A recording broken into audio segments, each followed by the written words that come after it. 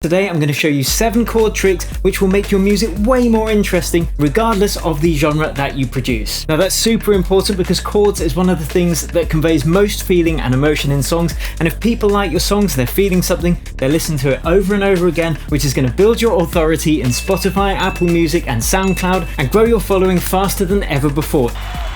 It doesn't matter if you don't have a MIDI keyboard, I'm just using the laptop today and the piano roll editor, so without further ado, let's hop into the DAW and get it done.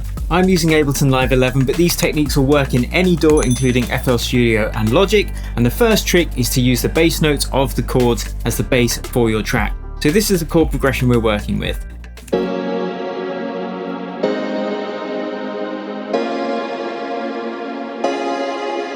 Just simple triads. And a really quick tip, if you are using Ableton Live, then you've got this scale button here, and you can then press the scale button in Ableton and it's only going to show the notes from within that scale. So that's a really quick tip on how to make chords easily. You just kind of skip a note each time and there you can see we've got our triads. Anyway, we're going to grab the bass notes of each of these chords like that, copy them, and then just paste them into a MIDI clip in the bass sequence. But the chances are these bass notes are going to be a bit high, so we're going to select them all and notch them down a couple of octaves.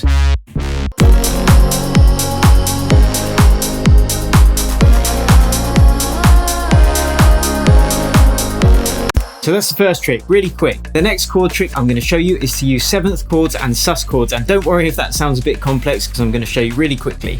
So we've got our normal chords here, and let's have a quick look at the chord structure. So if we press scale, you can see this is the first note of the chord, this is the second note, and this is the third note. But if you look at the notes in the scale, you can see that this note here is on the 3rd interval in the scale, and this is on the 5th.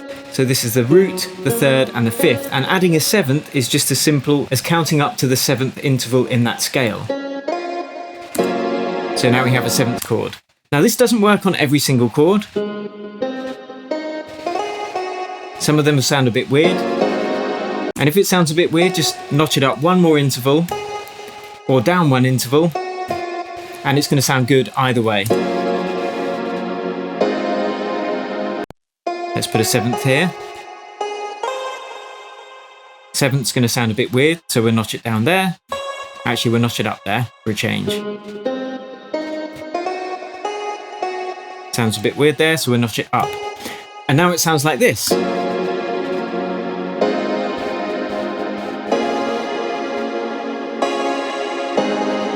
Much more interesting, right? Now suspended 4 or suspended 2, that's usually referred to as sus4 or sus2 chords, is simply where you move the middle note of that normal chord, either up one interval or down one interval. So let's get rid of these 7th chords, just to make things less complex. And here we are going to move this 3rd chord up one interval, and that would be a sus4 chord because it's on the 4th interval of that chord. 1, 2, 3, 4. And then let's move it back to a normal chord afterwards. And that sounds like this. It's kind of epic.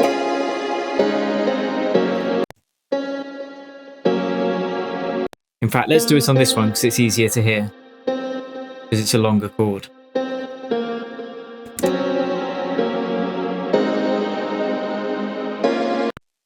And a sus2 chord is simply where you move that middle note down one interval.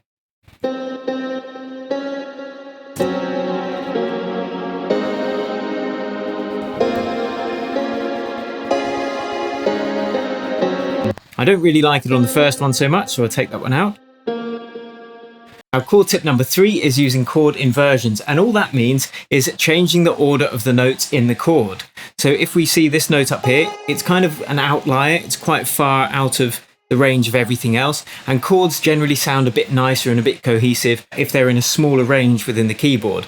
So this one here, I can just hold shift, notch it down an octave, and we can see it's much closer to the other notes. Now, if we add some 7th chords and then invert those, we can make things really interesting. So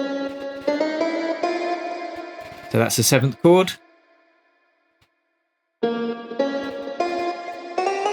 As is that. So let's notch that one down and this one down.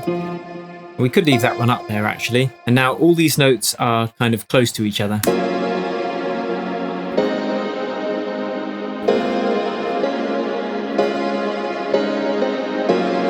So now you're getting really interesting. Let me know if you're enjoying this, and if you are going to use these chord techniques in your music, let me know in the comments below. Okay, chord tip number 4. This is where we are going to use an arpeggiator to play those chords.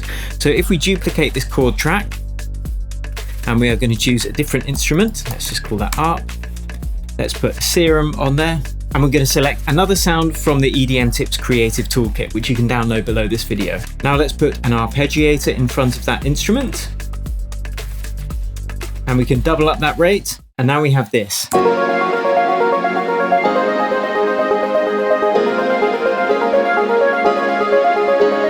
And with the bass and everything else.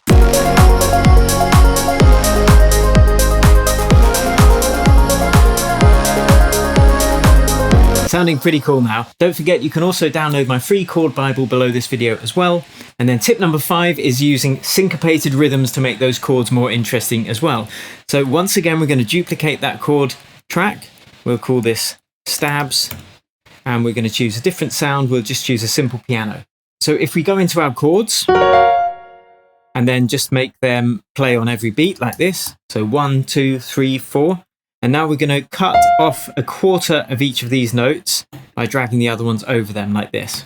There's one, drag it across, and we've got space to add one more as well, and we'll add that on the beat. And now you've got this really interesting syncopated rhythm. And let's add that rhythm to the third chord as well, remembering about the sus4 chord that we created as well. So altogether it sounds like this.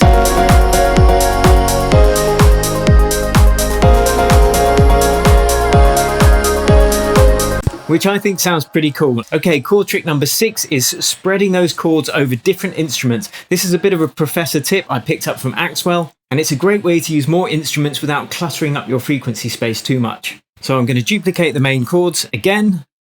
I'm going to just call this chords 2. And we're going to choose a different instrument for chords 2. Again, into the Creative Toolkit. So now we have 2 instruments for these main chords. And all we're going to do is spread those notes of the chords across 2 instruments. So for this instrument here, we could use the top 2 notes of the chord. And then for this other instrument that's above it, we can just use the bottom 2 notes of that chord. So now we have this effect. And let's do that for the other chords really quickly.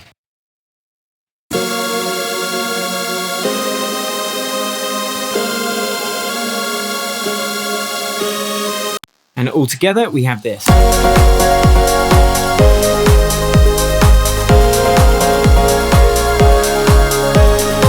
The last trick, number 7, is using automation to add movement and interest to those chords throughout the track. So let's duplicate those chords that we've created, and we're going to group them together so we can easily apply some automation. Let's put a filter over them, and we're going to use a low pass filter because it's a very common technique. Sounds really cool and really easy to do.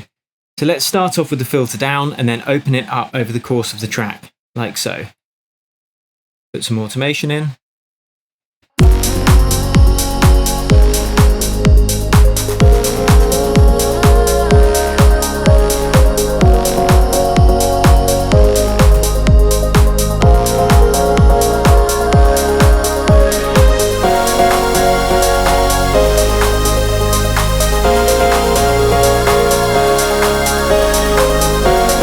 And of course you can take out certain layers when you want as well. So we might want to take out these big high chords for the break, or we might want to bring them in for the break actually.